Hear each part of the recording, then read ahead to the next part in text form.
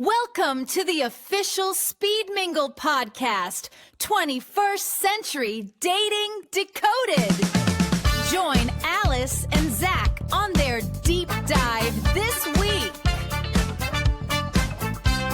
Today's episode is From Boundaries to Red Flags, when therapy lingo oversaturates the first date. Time to get it decoded! Usually when we talk about a medical diagnosis, there is this really comforting expectation of precision. It's like engineering, Right. You fall off your bike, you break your arm, and the x-ray shows that stark, jagged white line right across the bone. Yeah, and the doctor just points at the screen and says, well, there it is. That's the problem. Exactly. It's binary. Broken or not broken, put a cast on it, wait 6 weeks. But then, you step into the world of human connection. You step into modern dating, and suddenly it feels like someone took a sledgehammer to that x-ray machine. Oh, completely. We are all walking around in this landscape of diagnostic ambiguity, just trying to evaluate the people we meet, trying to evaluate ourselves. And it honestly seems like everyone is desperately playing amateur doctor with each other's personalities. And that desperation, it comes from a very real place. We want the certainty of that x-ray. Right. We want the proof. Exactly. We want to be able to look across the table at a dinner date and instantly see the jagged white lines in someone's psyche, before we invest our time and our emotions into them. Which brings us to today. Welcome to today's deep dive on the deep dive. Our mission today is to completely deconstruct the modern dating landscape. Because if you are out there right now, and so many of you are, whether you are swiping on apps until your thumb literally goes numb, or whether you're trying to figure out why your long-term relationship feels suddenly shaky, or even if you're just trying to find a good therapist to help you make sense of it all, you probably feel this cultural shift. It's impossible to ignore at this point. Right. First dates, they don't feel like romantic rendezvous anymore. They feel like psychiatric evaluations. They feel like HR performance reviews, but with a cocktail in hand. Which is just an exhausting way to try and build a connection. So exhausting. So we are going to look under the hood today. Yeah, we're getting into the actual neurochemistry of why we are biologically wired to fall for the absolute wrong people. Which is wild. It is. We're going to look at how our own brains essentially run a disinformation campaign against us and why the language we use to date has fundamentally mutated. And we're not just going to diagnose the problem here. Yeah. The goal is to equip you listening right now, sitting in traffic or folding your laundry, with a clinical yet deeply human framework for identifying real red flags versus, what is just internet hype. And there is a lot of internet hype out there right now. So much. So let's start with that linguistic mutation you just mentioned, because it feels like the therapist's couch hasn't just influenced dating. It has effectively been loaded onto a flatbed truck and dropped right into the middle of the local wine bar. It absolutely has. To understand what makes a bad partner today, you first have to understand how the vocabulary of romance has been entirely overwritten by clinical terminology. Right. And look, mental health awareness is objectively a massive societal triumph. Stripping away the stigma of seeking help is a good thing. But the unintended consequence is that we now have an entire dating population armed to the teeth with clinical jargon. Okay, so I was reading through this fascinating data set from the sex-positive app Pure, which was actually cited in one of our source articles from Cosmopolitan. And the numbers, they tell such a contradictory story. They really do. On one hand, 50% of people surveyed find it actively attractive when a date brings up going to therapy on a first date. So it's a turn-on, it's a flex, it's the new, I drive a sports car, I have a therapist. But the caveat in that same Cosmopolitan data is staggering, because only 23% of those people actually believe that these supposedly healed daters display better dating etiquette. Wow. Yeah, nearly a third actively disagree that going to therapy makes someone a better partner. Wow. There's this massive disconnect between the vocabulary of healing and the actual behavior of being a healthy partner. So people are talking the talk, throwing around words like attachment styles and love languages, but they're still ghosting people. They're still being emotionally unavailable. They're still treating their dates poorly. Exactly. It reminds me of that viral quote that's sparked so much discourse recently. The one where a guy on social media said, send me a baited invoice from your therapist so I know you're working on yourself. Right. It was a joke, obviously, but it hit a nerve because it highlights this weird new moral requirement. Yeah. You have to be in a state of constant agonizing self-optimization just to earn the right to go on a coffee date. And And when you enforce that expectation, you create an environment where therapy speak is weaponized. We see this constantly now in clinical practice. Weaponized how? Well, people use highly sophisticated clinical concepts to build a defensive wall against normal human vulnerability. The oversaturation of this jargon on first dates often functions as a shield. Wait, a shield? How so? Because theoretically, if I'm sitting across from someone and they're talking about their boundaries and their emotional bandwidth, they sound incredibly vulnerable, right? Yeah. It's self-aware. They sound that way, yes. But often it is a form of intellectualization. It's a defense mechanism where you use complex clinical language to avoid feeling the messy, raw emotions underneath. Oh, why? Instead of saying, I am terrified you are going to reject me, someone might say, I am fiercely protective of my peace and I don't feel our nervous systems are co-regulating. It's like everyone is wearing a high-vis self-care shield to avoid getting hurt. But they're bumping into each other so hard with these impenetrable shields that nobody can actually reach out and hold hands. That is a phenomenal analogy, yes. We are using these words to pathologize ordinary friction. Think about the concept of a boundary. Okay. In clinical terms, a boundary is a rule you set for your own behavior. Like, I will not stay in a conversation where someone is raising their voice at me. That is a healthy boundary. Right. You control your exit, not their behavior. Precisely. But in the modern dating environment, which is often referred to in pop psychology circles as the Jonah Hill dating environment, following a highly publicized text message scandal, the word boundary is being confused with covert control. Oh, wow. Yeah. People are using the language of psychological safety to dictate what a partner can wear, who they can hang out with, or what jobs they can take. They say, it is my boundary that you don't talk to your male friends, which is, it's not a boundary at all. It's control. Disguised as therapy. This linguistic shift is honestly startling when you look at the translation guide our sources put together. Let's look at how everyday phrases have mutated. Because in the old days, you might just say, I'm a bit picky about who I spend my weekends with. Right. Today, that becomes, I am fiercely protective of my peace. Which sounds incredibly empowering on a TikTok reel. But in practice, it is often just a rigid refusal to compromise. Yeah. And relationships require compromise, which inherently disrupts your peace from time to time. Here's another one. You used to go on a date, it was a bit boring, and you tell your friends, yeah, we just didn't have much chemistry. Now people are saying our nervous systems weren't co-regulating. Yeah, they are turning a simple lack of conversational spark into a biological failure. It elevates a minor mismatch into a clinical incompatibility. And this one is my absolute favorite, or least favorite, depending on how you look at it. I disagree with your perspective. That has entirely vanished. Now it is, you are invalidating my lived experience. It's extreme. If you disagree with someone about a movie, you are suddenly committing a psychological microaggression. And, I need some alone time this weekend, is now I am setting a boundary because my bandwidth is depleted. Right. Everything is clinical. So I have to ask, as someone trying to navigate this, is this hypervigilance actually protecting anyone? Or is this just creating a new breed of anxiety where we are analyzing every single text message like it's a Rorschach test? It is overwhelmingly the latter. One of our sources, clinical therapist Todd Baratz, points out that this obsession with red flags is often just anxiety disguised as healthy protection. Makes sense.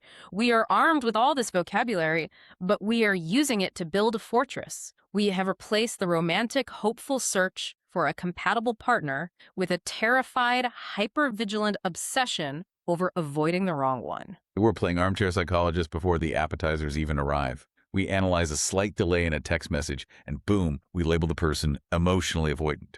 We take a minor disagreement over where to eat dinner, and we call it gaslighting. And that leads to the massive contradiction at the heart of our deep dive today. Which is, if we are all so supposedly hypervigilant, and if we're all armed to the teeth with this psychological glossary, why do we still end up with incompatible people? Exactly. Why does this hyper-awareness not translate into better romantic outcomes? Because for the first 6 months of a relationship, you aren't actually meeting the real person. You are meeting their representative. And more importantly, your own brain is chemically impaired and incapable of accurate threat detection. Okay, let's stop right there.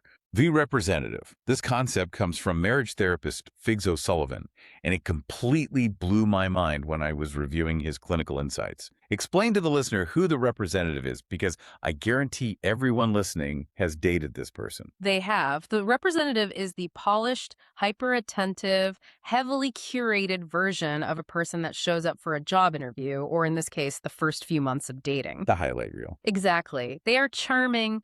They remember the little details, like that you prefer oat milk in your coffee.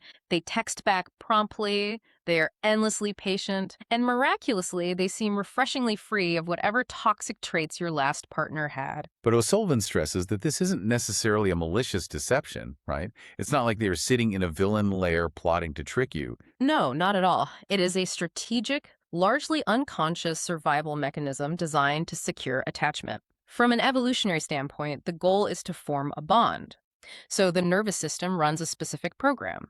Be appealing. Do not scare this person off. Right. The representative curates the best traits and strategically omits the messy parts, the deep-seated anxieties, the tendency to shut down during conflict, the unresolved baggage from childhood. So basically, the first 6 months of a relationship is just two representatives going on lovely dates to museums and wine bars, while the actual messy human beings stay home in sweatpants. In a sense, yes, and it takes a massive amount of energy to keep that representative clocked in. That level of curation is exhausting. So how long does the facade last? If I'm listening to this, how do I know when the actual person has finally tagged into the relationship?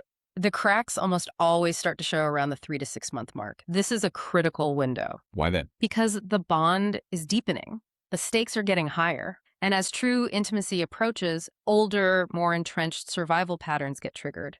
The energy required to maintain the representative it runs out. What do those cracks look like in everyday life? You start to see inconsistency. Plans that were once locked in days in advance are suddenly canceled, usually with therapy speak excuses like, I just don't have the capacity today. Oh, classic. Right. Minor frictions, which the representative would have smoothed over with a joke, suddenly trigger disproportionate emotional reactions. Eagerness to please is replaced by defensiveness. Accountability drops. O'Sullivan says this isn't the relationship failing. This is the moment the actual relationship begins. You are finally meeting the person. But wait, if I have all this therapy language and I know what a red flag is, why doesn't my brain catch the performance? If someone is putting on a mask, even a good one, shouldn't my highly trained intuition sense that something is off? Under normal circumstances, yes. But you are not operating under normal circumstances. Your brain is under the influence of a biological hijacking. You are wearing a neurochemical blindfold called limerence. Limerence, the biological event of falling in love. Yeah. This is where the science gets wild. Yeah. Break down what is actually happening in the brain when we feel that spark. Falling in love is not just a romantic milestone. It is a full-scale neurochemical takeover. When you enter the state of limerence, your brain is flooded with a cocktail of hormones and neurotransmitters. You get a massive spike in dopamine, which drives reward and motivation. You get flooded with norepinephrine, which makes you hyper-focused and alert. And you get a surge of phenylethylamine. Phenylethylamine, that's the one that acts like a natural amphetamine, right? Exactly. It's the same chemical compound found in chocolate, but your brain produces it in massive quantities when you are infatuated. It's the chemical responsible for the physical sensation of butterflies in your stomach. It makes you feel euphoric, energized, and slightly manic. So you have all these uppers flooding the system. What's happening on the other side? While all the stimulants are spiking, your serotonin levels plummet. Serotonin is the mood stabilizer. Yes. And a severe drop in serotonin is what causes the obsessive thinking. You literally cannot stop thinking about the person. You lose your appetite. You can't sleep. What is fascinating and a little terrifying is that this specific neurochemical profile, high dopamine coupled with incredibly low serotonin, is nearly identical to the brain activity found in a patient with obsessive compulsive disorder. Wow. So when people say they're crazy in love, they are biologically experiencing an obsessive compulsive episode. You are biologically obsessed. And here is the evolutionary reason why. This chemical flood effectively disables your brain's rational risk evaluation center, the prefrontal cortex. That just shuts it off. It turns the volume all the way down on your amygdala's normal threat detection system. Evolution wants you to bond and procreate, and if you saw all the flaws in a potential mate immediately, you would run away. So evolution drugs you. It acts like a biological spin doctor. It takes glaring behavioral red flags and PR spins them into beautiful romantic green flags. Exactly. Let's look at how this mechanism actually plays out in a real dating scenario. Let's say you are dating someone new, and within the first 3 weeks, they exhibit intense jealousy. They want to know where you are at all times. They want to know who you're texting. They get upset if you don't reply within 5 minutes. If I saw a friend experiencing that, my rational brain would say, get out. That is incredibly controlling behavior. But if you are the one in Limerence, your spin doctor steps in. Because your serotonin is low and your dopamine is tied to this person's validation, your brain reinterprets that controlling behavior. It tells you, they just care so much. Nobody has ever wanted me this badly. They're just so passionate about our connection. The threat is neutralized and repackaged as romance. Wow. Okay, what about the trauma dump? You're on day 2, the breadbasket just arrived, and suddenly this person is telling you their darkest, most painful childhood secrets, crying into their soup. The clinical reality is that this is emotional flooding. It is often an intimacy shortcut used by people who want to bypass the slow, difficult, terrifying work of actually building trust over time. Right. But 2, the limerent brain, filled with phenylethylamine. Your brain interprets it as, we have an instant soul-level connection. They feel so safe with me that they can bare their soul. This is meant to be. You are biologically wired to misinterpret the data. That is paralyzing. So if I'm listening to this, I'm thinking, my intuition is completely compromised for the first 6 months. I'm drugged by my own brain, sitting across from a highly polished representative. Yes. How am I supposed to date if my brain is actively lying to me? But it gets even more complicated, doesn't it? Because limerence drugs everyone. But according to trauma therapist Kristen Carl, your specific attachment style determines which specific poison you are most likely to swallow. Absolutely. Limerence is the fog, but your attachment style is the lens. Attachment isn't just a personality quiz you take online to put in your dating bio. It is the fundamental filter through which you view the world when love and safety are on the line. It is who you become under the stress of connection. Let's assume the listener knows the basic definitions of anxious, avoidant, and disorganized attachment.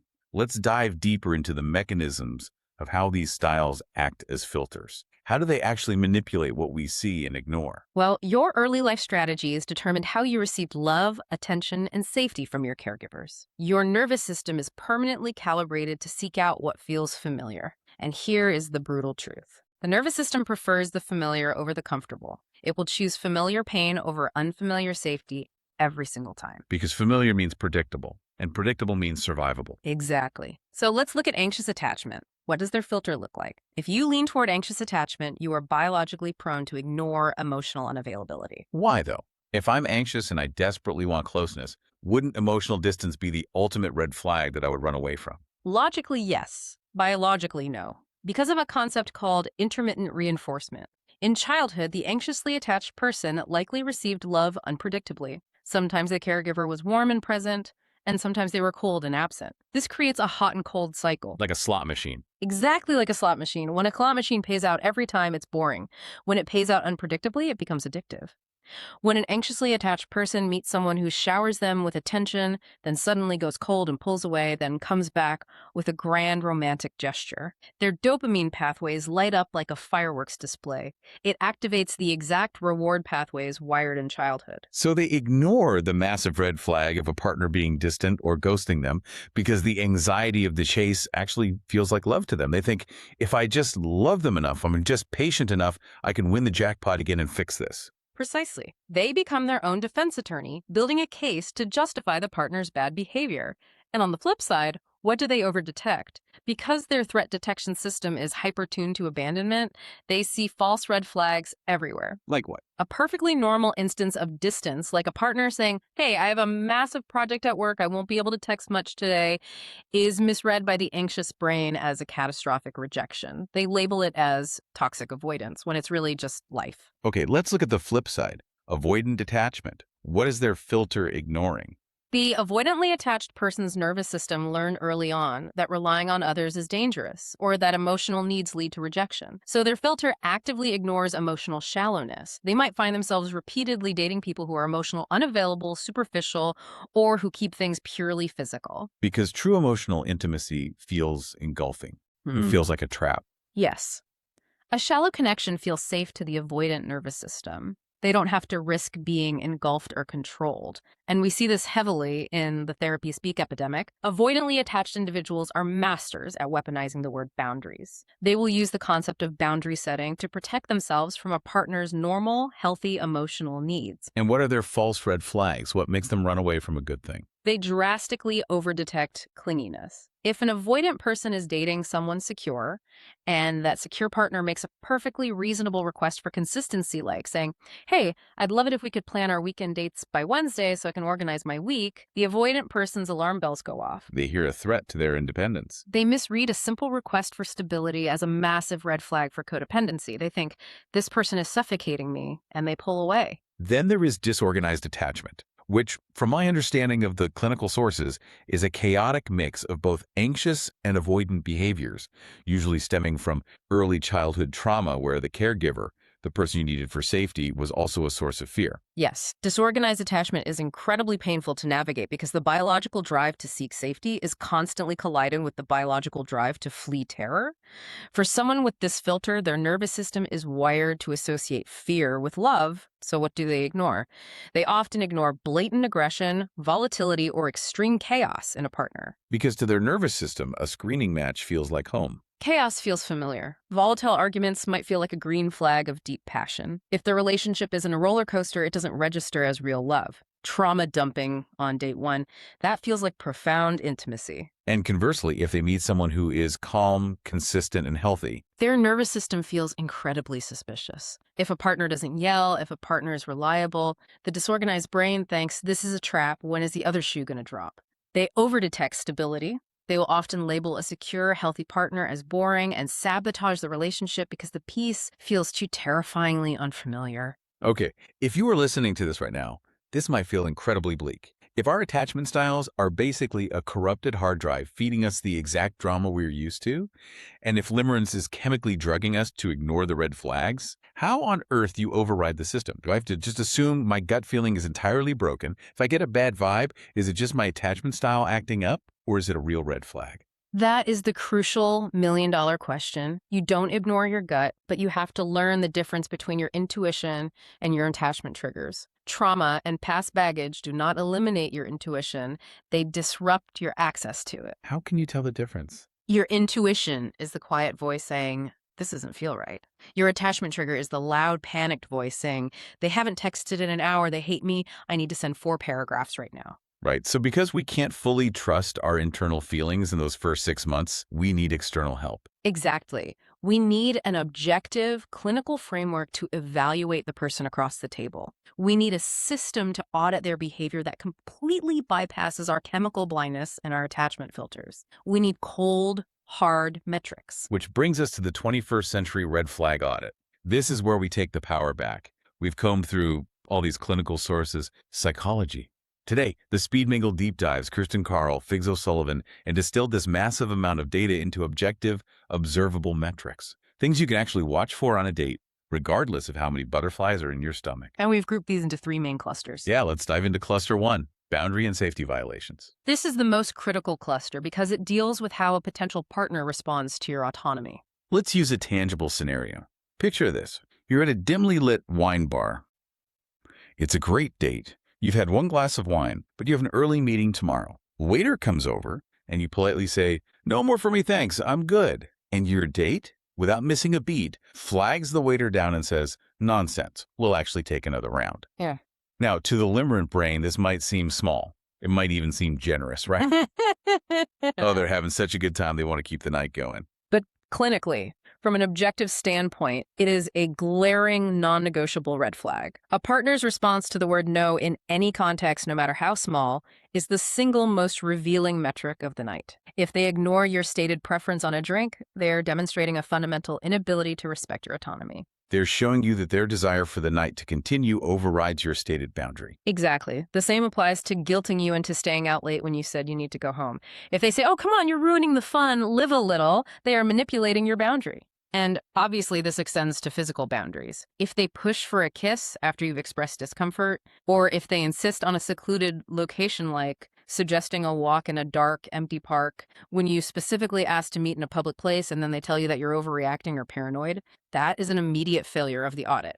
Run. Disregarding your physical safety or comfort level is a massive behavioral tell. Another major violation in this first cluster that our sources highlight is future faking. Explain the mechanism behind this, because I think a lot of people fall for this one. Future faking is incredibly insidious. This is when, on date 2 or 3, the person is already talking about taking you to Paris for your birthday in 6 months. Or they're talking about how much their mother is going to absolutely love you, or what kind of house you two should buy together. The Limerence spin doctor absolutely loves future faking. Yeah. It feels like a movie. It feels like, wow, they are so sure about me. I finally found the one. But what it actually is, mechanically, is a manipulative tactic used to create a false sense of security and intimacy. Think about what a secure, healthy person does. A secure person tolerates the uncertainty of getting to know someone slowly. They understand that trust takes time. Right. They don't promise you a trip to Paris because they don't even know if you chew with your mouth open yet. Exactly. Future faking is a tool used to bypass normal vetting processes. By painting this grand romantic future, they artificially speed up emotional and physical intimacy. They lock down your attachment. They get you invested in the fantasy before you have the chance to evaluate who they actually are in reality. When someone is making huge promises that they haven't earned the foundation to make, it's a massive red flag. Moving on to cluster 2.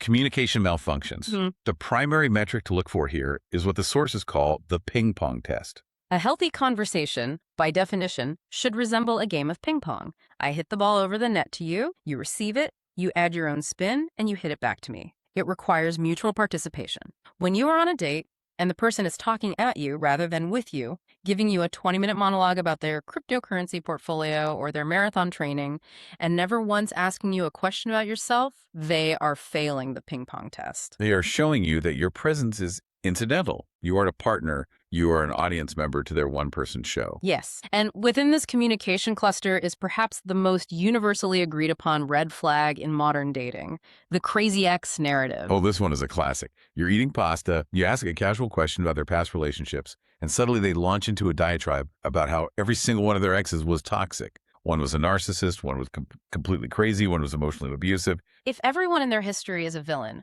you are looking at the common denominator. It is statistically impossible for someone to have solely dated clinically insane monsters unless they are actively seeking them out. What this narrative actually signals is a catastrophic lack of accountability. In their worldview, they have zero agency and zero responsibility for the failure of past connections. They are always the victim. And the warning to the listener here is, if you enter into a relationship with this person, the absolute second you have a conflict or set a boundary, you will become the next crazy ex in their story. Without a doubt. They lack the emotional capacity to say, I contributed to the failure of that relationship. I made mistakes. If they can't reflect on their past, they won't be able to reflect on their relationship with you. Our sources also note that we have to watch out for defensive therapy speak in this cluster. If you ask a straightforward, mature question like, what are you looking for in dating right now? Are you looking for something serious or casual? And they respond with, wow, why are you rushing my journey? Or I'm just trying to honor the flow of the universe right now and hold space for whatever manifests. That is deflection. They are using pseudo-spiritual or clinical language as a smokescreen to avoid basic transparency. A secure person can just say, I'm looking for a relationship, or I'm just casually dating.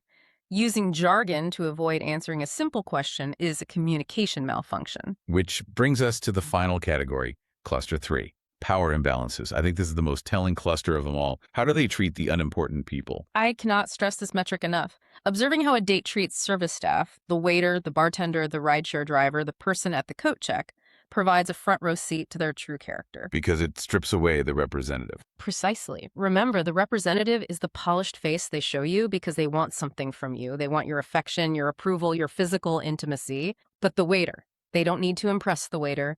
There is no transactional benefit for them. So if they snap their fingers at the bartender, if they are condescending to the driver, if they leave a terrible tip to prove a point, that is not an anomaly. That is exactly how they will treat you once the representative retires and they no longer feel the need to win you over. It reveals how they handle power differentials. Also in this power imbalance cluster is negging, which is a term that has been around since the early days of pickup artist culture, but it has evolved. It's those subtle backhanded compliments like, you're actually really smart for someone who looks like you, or I'm not usually into curvy women, but you somehow pull it off. Negging is a calculated, deeply manipulative psychological tactic. The goal is to subtly induce self-doubt. By giving you a compliment wrapped in an insult, they knock you off balance. Suddenly, your brain starts trying to prove your worth to them. You start seeking their approval. It immediately shifts the power dynamic in their favor, placing them in the role of the judge and you in the role of the applicant trying to win the job. Okay, so we have this robust framework of objective red flags. The drink order, the ping-pong test, the crazy ex narrative, the waiter treatment. But as we discussed earlier, we also have an epidemic of people calling everything a red flag. The internet will tell you that everything your partner does is a trauma response or a toxic trait. We need to clarify the false red flags. Indeed. It's vital to distinguish real warning signs of toxicity from ordinary, messy human behavior, because if you label everything a red flag, you will end up completely isolated. Let's give some examples. One of the biggest false red flags floating around TikTok is the idea that needing alone time is a sign of emotional avoidance. Yes. If a partner says, I had a long week, I just need Saturday to recharge by myself, anxious daters often panic and label them avoidant. But the reality is, needing solitude is a sign of a healthy inner life. A partner who has hobbies, who enjoys their own company, is a secure partner. Another one is texting frequency. The internet tells you that if they don't text you back within an hour, they are breadcrumbing you or they are losing interest. When in reality, a lower texting frequency often just means they have a busy, secure life. They have a demanding job, they are present with their friends, and they don't need to be tethered to a phone to manage their anxiety. Constant, incessant texting is actually more often a sign of anxious attachment than it is a sign of healthy love. Even expressing disagreement on a date is seen as a red flag now. Which is absurd. Respectful disagreement is actually a massive green flag. It shows that the person is honest, that they have their own opinions, and that they possess the ability to differentiate themselves from you. If a date agrees with literally everything you say, they are likely just mirroring you to win you over. Okay, so we have the real flags and the false flags. But how do we synthesize this? If I'm auditing someone, what is the ultimate test? True evaluation isn't about looking for a perfect, flawless person who never says the wrong thing or never makes a mistake. That person does not exist. True evaluation is about observing a partner under stress. It is not about the absence of conflict. It is about their capacity to repair ruptures. I want to bring in a brilliant analogy from our source material on Atomic Souls Counseling. They talk about the difference between sympathy and empathy, and they use the visual of a chocolate teapot. It is a perfect metaphor. Right, because a chocolate teapot looks beautiful sitting on the counter. It looks just like a real teapot. It says all the right things. But the second you pour boiling hot water into it, the second there is actual pressure or stress, it completely melts and becomes a useless puddle. Sympathy without empathy is a chocolate teapot. A representative is a chocolate teapot. You need to know what happens when you pour hot water into the relationship. And you can do this by running small, low-stakes stress tests early on. How do you do that without playing games? By simply setting a minor boundary and observing the reaction. Say you finish dinner on a first date and they enthusiastically suggest going down the street for dessert. You say, no thanks, I'm actually really full, but I'd love to just sit here and chat for a bit longer. That is a tiny, low-stakes boundary. You are pouring a tiny bit of hot water into the teapot. And if they sulk, if they get defensive or try to guilt trip you, come on, one piece of cake won't kill you. You're ruining the vibe. Yeah. Is that the ultimate litmus test? Yes, that is the hot water melting the chocolate teapot. If they punish you with guilt, annoyance, or the silent treatment for having an independent minor need in a low-stakes scenario, it is a definitive preview of how they will handle major high-stakes conflicts down the line. If they can't handle you refusing cake, how are they going to handle a disagreement about finances or raising children or moving to a new city? They are failing the stress test. Okay, so spotting the red flags in them, stress testing the teapot, that is half the battle. But as we move into the final phase of this deep dive, the sources make a massive pivot. They argue that to actually succeed in modern relationships, you have to shift your focus entirely.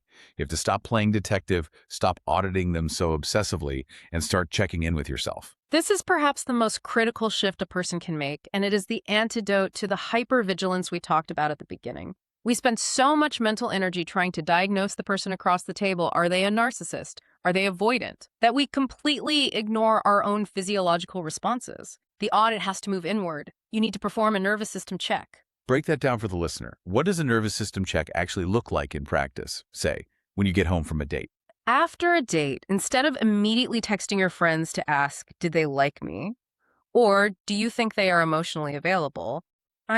You need to sit in silence and ask yourself, how did I feel in my own body around that person? Because the body doesn't lie. even if the Limerence spin doctor is trying to. Exactly. Did you feel calm, safe, grounded, and open? Or did you feel on edge, tense, hyper alert, and like you had to perform an elaborate routine just to keep their attention? Our sources called this watching out for escalating accommodation. I think that is such a profound term. It is incredibly common. Escalating accommodation is the subtle, creeping process where you feel yourself slowly becoming smaller to make room for them. You quiet your own opinions so you don't spark a disagreement. You laugh at jokes you don't actually find funny just to keep the peace. You suppress your own needs to ensure they stay comfortable. You accommodate and accommodate until you don't recognize yourself. It's the opposite of growth. Healthy love should make you more yourself, not less. It should expand your world, not shrink your personality. Another key part of this internal audit is asking yourself if you are acting as your own defense attorney. Are you actively creating limerence stories to justify behavior that actually hurt or worried you? Give me an example of that. Let's say they stood you up for a date, or they didn't call when they promised they would. Are you sitting on your couch telling yourself, they're just so overwhelmed with work right now, poor thing, I should be more understanding, instead of recognizing the blatant disrespect of your time? If you are constantly defending their bad behavior to your own intuition, your nervous system is telling you there is a problem. And this internal audit, this focus on how you feel in your body and how your boundaries are respected, it isn't just for romantic dating. The Atomic Soul's clinical guide points out something fascinating. You should apply these exact same rules to finding a mental health professional. It makes perfect sense when you think about it. Finding a therapist is a deeply vulnerable, intimate process. Much like dating, you are searching for a secure attachment figure to help you heal. And therapists are human. They can be incompatible or even toxic, just like a date. So you have to do a vibe check on your therapist. You absolutely do. Does their office physically feel safe to you? When you speak, are they utilizing the ping-pong test?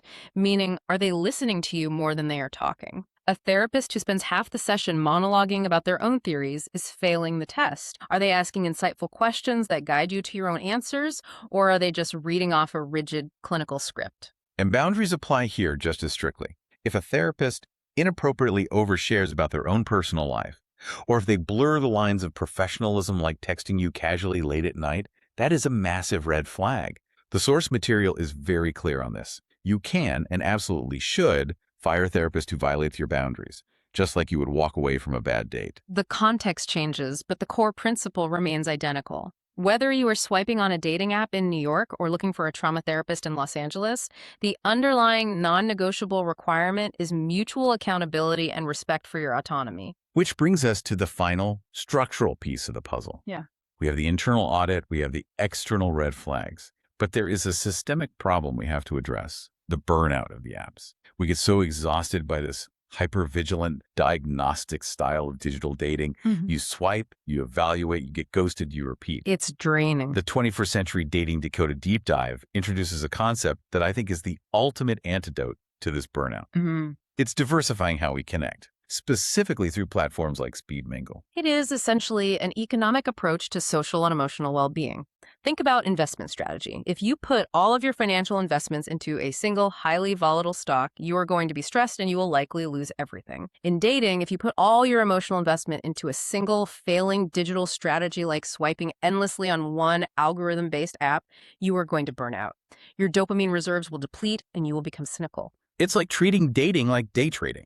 You're sitting there pulling a slot machine lever on an app, hoping to strike it rich on a single swipe. But this framework suggests we need to treat dating like a diversified 401k of human connection. Precisely. You have to spread the risk and increase the potential for organic, multi-contextual connection. This is where the speed mingle modalities are so effective. They aren't just one thing. They are a diversified portfolio of social environments. For instance, they have Speed Mingle Anywhere, which allows for safe, private video vetting. Which is huge because it completely bypasses that endless, agonizing text message phase where you are just projecting fantasies onto a screen. You can actually see their face, hear their tone of voice, and run the ping-pong test in real time before you ever commit to a physical date. Then there's Speed Mingle Social, which focuses on non-hosted, casual gatherings.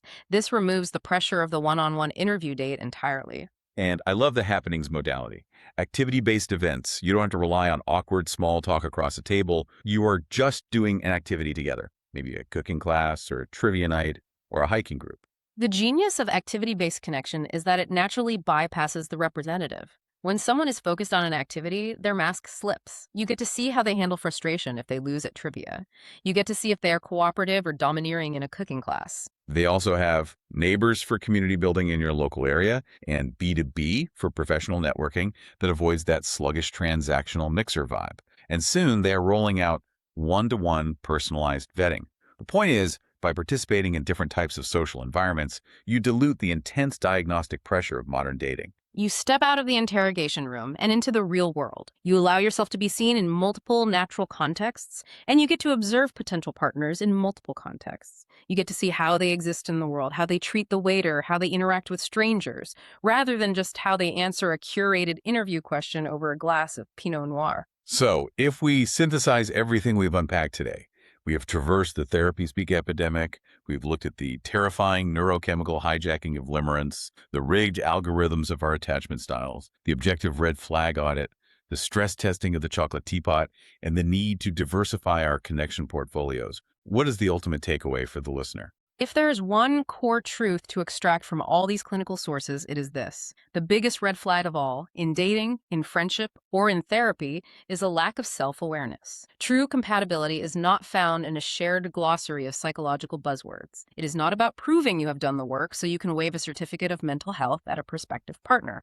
Right, because the goal isn't achieving a state of flawless, enlightened perfection before you are allowed to love someone. No. The goal is the willingness to be imperfect, together.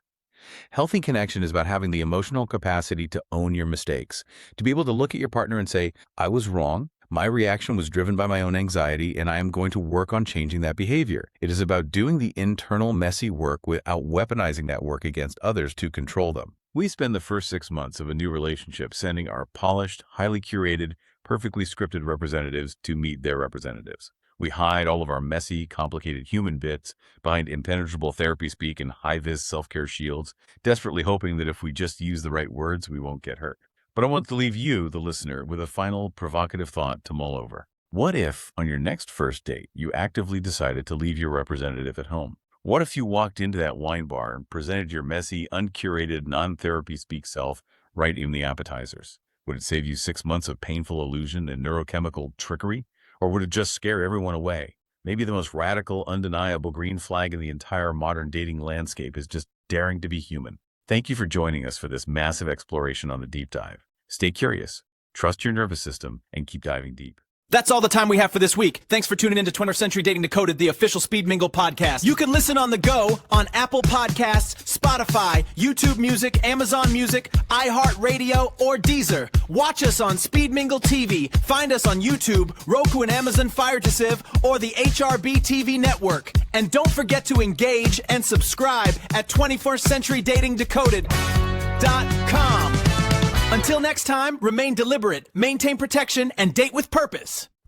Thank you for listening and watching on the new Speed Mingle TV network.